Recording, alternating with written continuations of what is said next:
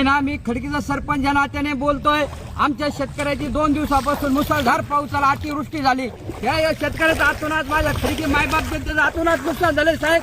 हे कृषी मंत्र्याला माझं म्हणणं आहे शासनाला की आमच्या शेतकऱ्याला खडकी मायबाप जनतेला काहीतरी तुम्ही दिलासा द्या साहेब। काय करू मी, माझं तोंड हाणून घेऊ का साहेब? माझ्या खडकेकरांना मी काय सांगू, तुम्ही सांगा।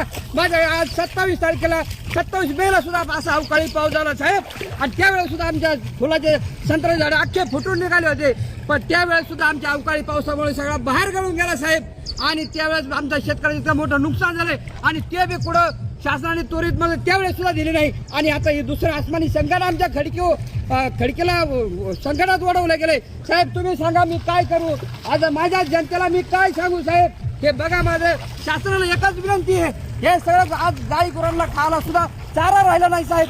हे सांगा मी आज काय लोकांना सांगू? ही माझी एक शासनाला एक विनंती साहेब। मी सरपंच त्यांनी बोलतो खडकेगावचा, माझ्या शेतकऱ्यांना माझ्या खडकेगावला काही ना काही मदत करा साहेब त्वरित। आणि आज हेक्टरी 50,000 रुपये मदत करून द्या साहेब। हे तुम्ही माझ्या जनतेला काहीतरी दिलासा एवढंच मागतो साहेब।